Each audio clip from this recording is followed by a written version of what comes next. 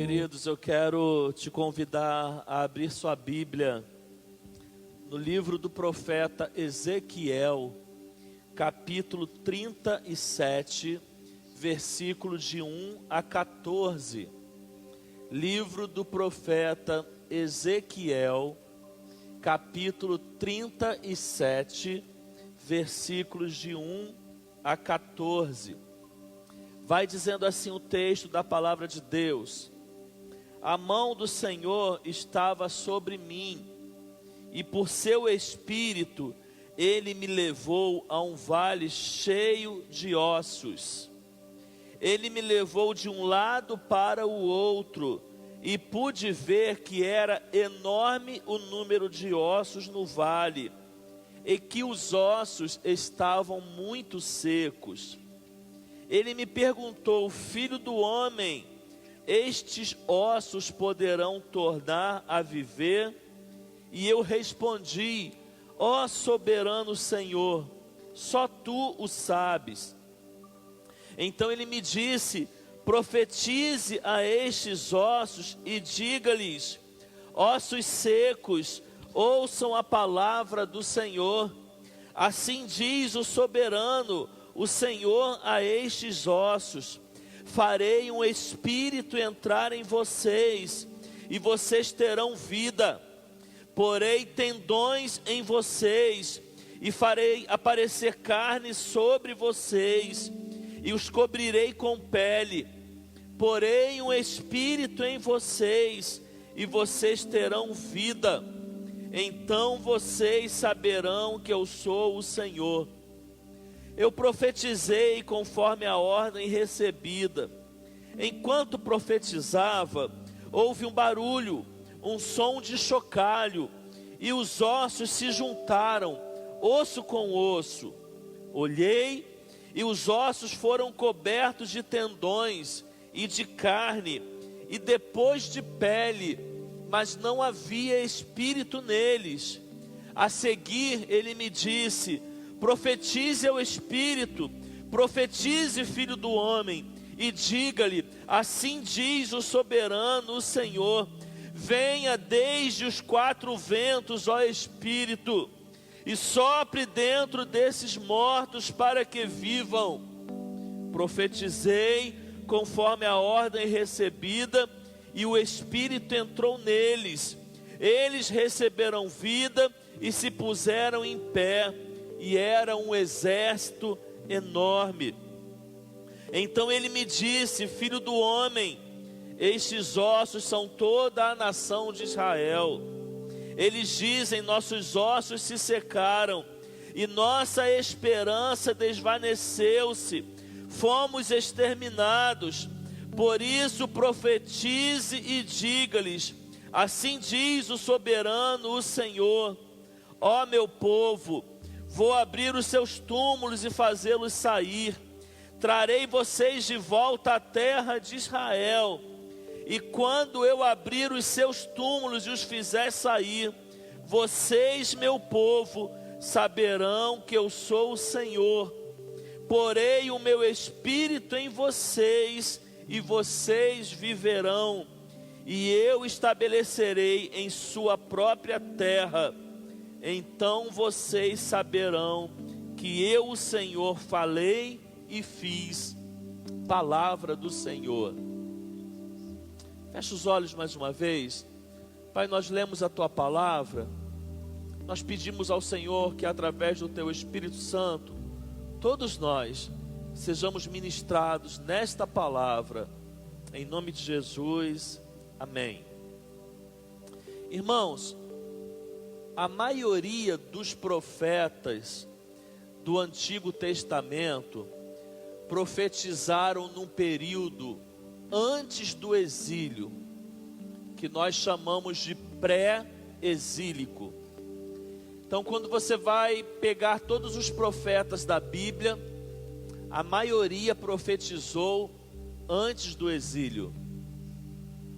Ageu, Zacarias e Malaquias profetizaram após o exílio, que nós chamamos de período pós-exílico.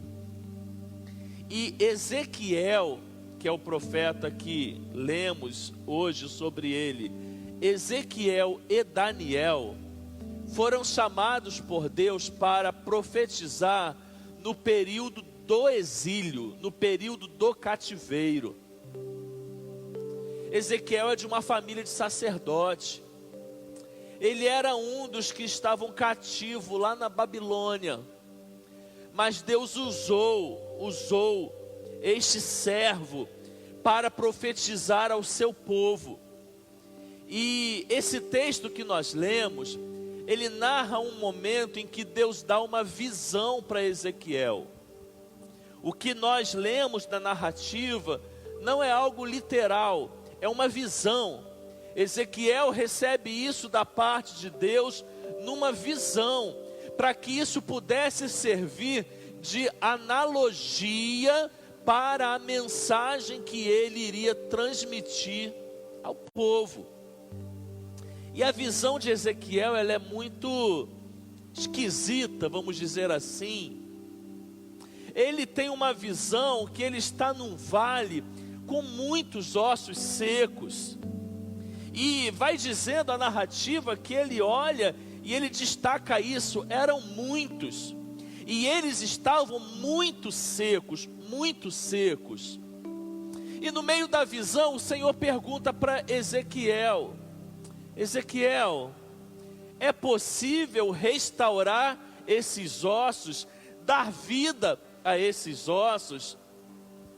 Eu imagino que Ezequiel ficou constrangido, ou talvez com medo de dizer para o Senhor que não era possível. Então ele responde assim: Senhor, o Senhor que sabe, o Senhor sabe se é possível ou não. E aí Deus continua falando com Ezequiel e diz para Ezequiel: então Ezequiel, profetiza sobre esse vale de ossos secos, profetiza sobre eles. Então ele começa a profetizar, e na visão de Ezequiel, os ossos começam a se juntar. E quando os ossos se juntam, logo em seguida eles ganham tendões. E logo em seguida eles ganham carnes. E logo em seguida eles ganham pele. Só que eles ainda não tinham vida. E o Senhor fala de novo: Ezequiel, profetiza o Espírito. E Ezequiel continua profetizando. Então aqueles ossos que se levantaram, que ganharam tendões, que ganharam carnes, que ganharam pele, eles também ganham vida. E quando isso acontece, irmãos, é aí que vem a analogia, o motivo daquela visão.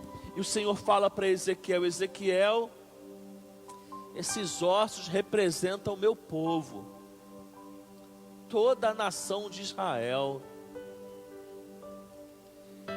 Irmãos, quando a nação, quando o povo de Judá chega ao extremo de ser levado cativo, eles experimentavam, irmãos, o auge talvez, o auge do afastamento de Deus, do esfriamento espiritual, da quebra da aliança com Deus, do abandono daquilo que é sagrado. E Deus está dizendo para Ezequiel, irmãos, que aquela visão significava que havia morte espiritual no meio daquele povo. Então os ossos secos eram simbologia, faziam analogia, irmãos, com a vida espiritual do povo. Só que ao mesmo tempo essa visão, ela mostra que há da parte de Deus um desejo em restaurar esse povo, um desejo em trazer de novo esse povo para perto, um desejo, irmãos, em que esse povo se achegue de novo para perto. Porque se os ossos, irmãos, simbolizam a morte espiritual, o ganhar tendões, o ganhar carne, o ganhar pele e sobretudo ganhar vida através do Espírito, significava também que Deus desejava, irmãos, que esse povo não permanecesse morto, mas que esse povo voltasse a viver, que esse povo se restaurasse espiritualmente, que esse povo se achegasse de novo para perto de Deus. E é essa mensagem que Deus deseja que o profeta leve ao seu povo. Irmãos, essa palavra ela fala conosco. Essa palavra aqui, irmãos, escrita há tantos mil anos, ela traz lições para nós hoje. Embora o contexto nosso não seja igual, algumas analogias servem para nós, irmãos, nos dias de hoje. O exílio, irmãos, o cativeiro, nós sabemos muito bem que ele foi um período de grande sofrimento para o povo de Deus. Um período, irmãos, em que havia muitas guerras, um povo que era visto como povo de Deus, ser capturado, levado escravo, ter sua cidade, sua habitação destruída. Aquilo, irmãos, significava muito sofrimento para aquele povo. Só que o período de sofrimento, irmãos, na vida desse povo, é um período também que marcava um afastamento desse povo, um desvio desse povo das vontades de Deus, um período de grande idolatria, de grande prostituição espiritualmente falando, um período de morte espiritual simbolizada por esses ossos. Eu digo que esse texto ele fala conosco, irmãos, porque hoje nós estamos vivendo um cenário de sofrimento mundial. Nós estamos vivendo uma crise mundial.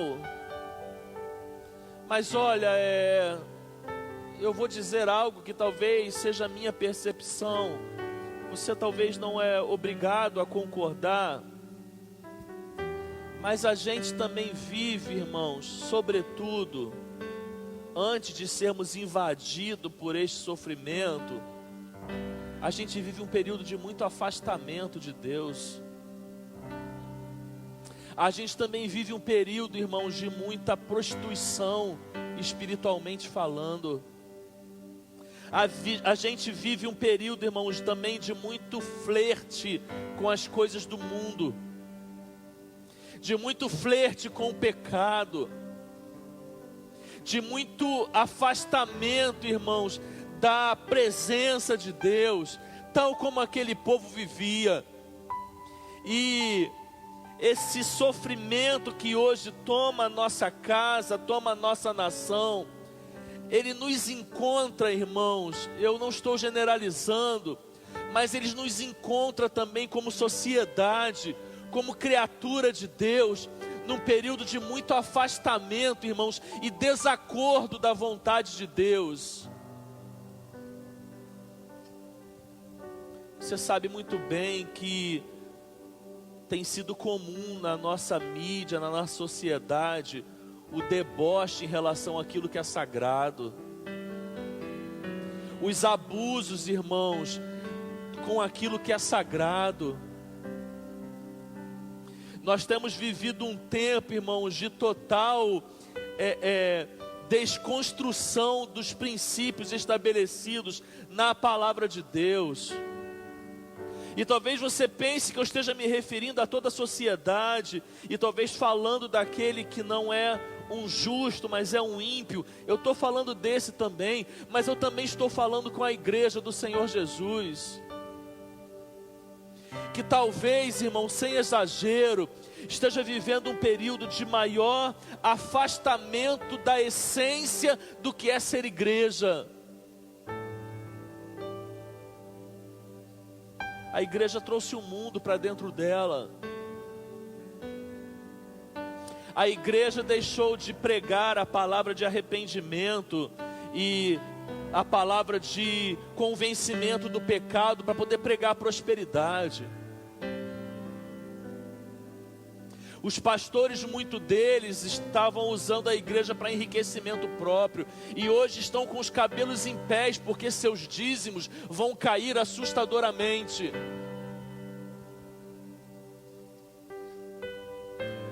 A igreja se perdeu. A gente vive um período, salvo algumas exceções, e eu espero que, mesmo com as nossas imperfeições, nós possamos fazer parte dessas exceções. Nós vivemos um tempo de esfriamento espiritual. Irmãos, esta crise encontra muitos como ossos secos. Essa crise vem num momento que ela encontra muitos mortos espiritualmente. Tem sido muito discutido, sobretudo nós evangélicos, sobre o não poder vir à igreja, sobre a necessidade de aprendermos a ser igreja fora do templo. Irmãos, a igreja como estabelecimento físico faz muita falta para nós. Irmãos, como me dói estar aqui batendo palmas sozinho. Enquanto cantamos a primeira música, eu passei meus olhos pelo salão, e aqui nós temos o costume de cada membro sentar em um lugar, e eu fui vendo na minha mente cada membro no seu lugar, que hoje não está aqui. Irmãos, como dói para nós termos a igreja vazia. Mas, irmãos, não sejamos hipócritas. Quantos fazem da igreja apenas uma atividade social? Quantos irmãos faziam do vir à igreja apenas um cumprimento de uma agenda, talvez por religiosidade ou por tantas outras coisas, mas não faziam essa atitude do vir à igreja na essência do que isso significa? Irmãos, esta crise que coloca medo em nós nos encontra num momento de morte espiritual. Muitos crentes estão nesse momento, nesse cenário de crise, mortos espiritualmente, como ossos secos. Muitas ovelhas, irmãos, com entendimentos errados do que é ser igreja, porque vem anos após anos sendo ensinado por pastores e líderes de forma errada. A igreja está mal alimentada, a igreja não conhece mais da palavra de Deus, a igreja se perdeu no conhecimento da palavra, a igreja adotou o mundanismo, a igreja adota tudo quanto é tipo de heresia que tem sido pregada para ela. A igreja do Senhor Jesus Cristo, assim como toda a sociedade, em sua maioria, salvo algumas exceções, está morta espiritualmente.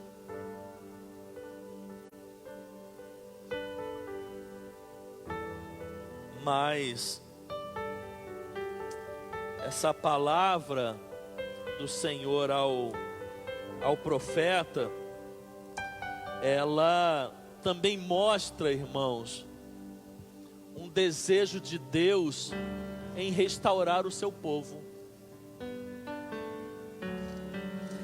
Está muito claro que quando Deus leva Ezequiel a ter essa visão, que Deus está dizendo para esse povo que Ele deseja que esse povo se aproxime dEle. Hoje à tarde eu estava conversando com uma pessoa, e ela me perguntou, ela usou a seguinte expressão: Deus está batendo em nós, Deus está nos esbofeteando, não está? Aí eu respondi para ele que eu não vejo o Deus que eu sirvo como um Deus castigador, como um Deus que tenha prazer em olhar, como um pai que tenha prazer em olhar para o filho e tenha prazer em maltratá-lo. Eu não vejo um Deus que tem prazer em maltratar o seu filho. Mas eu falei para ele, irmãos, que esse tempo é um tempo, eu já falei isso em mensagens anteriores, que Deus deseja que o homem olhe para cima. Esse é um tempo, irmãos, que Deus deseja que o homem se volte para Ele. Esse é um tempo, irmãos, que Deus deseja que a sua criação, que Deus deseja que a criação olhe para o Criador.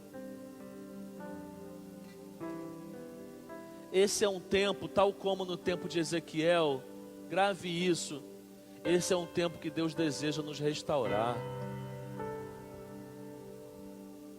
Restaurar a você, que está me assistindo e tem 30 anos de vida cristã, mas a sua vida era vivida na religiosidade. Restaurar a você, que talvez esteja me assistindo, foi criado nos caminhos do Senhor, mas anda bem distante hoje dos seus caminhos. Restaurar a você, que talvez esteja me ouvindo e não conheça o Senhor Jesus Cristo, mas Ele quer que você conheça. Esse é um tempo de restauração. Deus deseja restaurar o seu povo. E nós precisamos, irmãos, talvez entender e fazer com que a crise que nós estejamos vivendo traga em nós aquilo de melhor que ela pode trazer, mesmo num cenário caótico. E se você hoje é alguém tal como esses ossos mortos, e Deus está dizendo para você que Ele deseja restaurar, e se essa crise servir para a sua restauração, talvez o pior momento da nossa geração seja o melhor momento da sua vida, porque Ele pode trazer restauração para você. Quero dizer, irmãos, anotei aqui para não esquecer, o sofrimento, grave isso. Temos usado algumas frases para postar na rede social, se você puder, poste essa. O sofrimento, às vezes, é o melhor momento para Deus dizer: eu quero restaurar você. O sofrimento, às vezes, é o melhor momento para Deus dizer: eu quero restaurar você. Olha, irmãos, nós temos trazido palavras de encorajamento, nós temos trazido palavras de conforto. Se eu não me engano, nós já fizemos 3 cultos online até agora. Os 3 eu trouxe palavra de conforto, mas hoje a palavra, ela é mais do que isso. A palavra é de arrependimento. Porque a palavra de Deus, ela precisa ser pregada em todos os momentos. E esse é o momento da igreja do Senhor Jesus pregar: arrependam-se dos seus pecados, aproximem-se de Deus, limpem suas mãos, deixem os pecados de lado, santifiquem as suas vidas ao Senhor. Esse é o momento da igreja do Senhor Jesus, mais do que nunca, pregar esta mensagem. E é essa mensagem que eu quero pregar para você hoje, uma mensagem de arrependimento. Olha, nós precisamos de palavra que nos conforte, nós precisamos de palavra que diga: essa crise vai passar. Nós temos pregado isso, mas também nós precisamos de palavra que digam: conserte a sua vida, mude o que está de errado nela, afaste-se dos pecados e aproxime-se de Deus, porque a crise também é uma oportunidade para a restauração. Eu quero dizer para você que nosso Deus, Ele é um Deus de recomeço. Eu quero dizer que nosso Deus é um Deus de novos começos e que Ele deseja restaurar o seu povo. Então, irmãos, esse é um tempo que nós precisamos restaurar o temor ao Senhor, uma palavra que anda muito perdida, se não na sua forma literária, na sua essência. Temor ao Senhor. As pessoas perderam temor a Deus. Nós precisamos temer a Deus, e esse é um tempo de temer a Deus. Talvez fazia muito tempo que nós não temíamos a Deus. Esse é um tempo de temer a Deus. Então, que haja restauração do temor, que esse tempo traga restauração do temor. Esse é um tempo de restaurar o amor.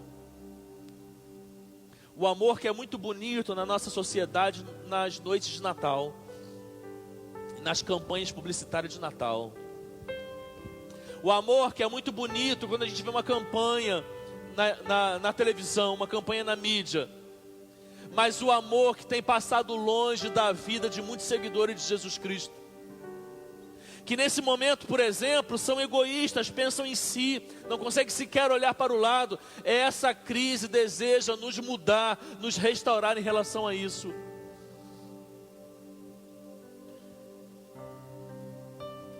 Mas essa crise também, irmãos, e aí eu falo de forma profética agora, porque eu olho para frente. Essa crise busca fazer aquilo que também aconteceu em Ezequiel. E eu quero mais uma vez ler o versículo 10 com você. Profetizei conforme a ordem recebida, e o Espírito entrou neles. Eles receberam vida e se puseram em pé. E eu quero destacar essa última frase. Era um exército enorme. Essa palavra do Senhor ao profeta, eu quero trazer como palavra do Senhor para nós. Eu quero dizer, irmãos, que esta crise, essa mesmo que nós estamos passando, sem sequer sabermos quando ela termina, eu creio nisso, sinceramente, que ela fará com que se forme um grande exército do povo de Deus. Um exército pós-crise. Um exército que pós-crise talvez vai ter aprendido a essência da vida cristã. Um exército que pós-crise vai ter se arrependido dos seus pecados. E aí talvez, irmãos, e eu creio nisso, a nossa geração vai conseguir entender o que significa a palavra avivamento. Porque não existe avivamento sem arrependimento, não existe avivamento sem choro, não existe avivamento sem lágrimas. Mas assim como a palavra de Deus ao profeta falava de um grande exército, irmãos, eu creio, um grande exército da igreja do Senhor Jesus, espalhada pela face da terra pós-crise. Eu creio, eu já preguei isso aqui, isso é uma fé que eu deposito em Deus, é uma fé que eu deposito. Eu creio numa geração pós-crise, buscando a essência do que é o viver a vida cristã. Eu creio numa geração pós-crise, buscando não igrejas que vão dizer que eles vão enriquecer, mas eu creio numa geração pós-crise, buscando igrejas que preguem a palavra de Deus, e que talvez tenham aprendido isso no auge da dor, que talvez tenham aprendido isso chorando a morte de familiares. Eu não desejo isso, mas talvez uma geração que tenha aprendido chorando que a igreja precisa buscar a essência da palavra de Deus. Eu creio nesse exército que se levantará pós-crise. Eu creio numa geração que vai ficar inquieta quando estiver em casa, porque vai desejar estar na casa do Senhor. Eu creio numa geração que não vai viver com um pé mais na igreja e um pé no mundo, mas vai viver uma vida de santidade.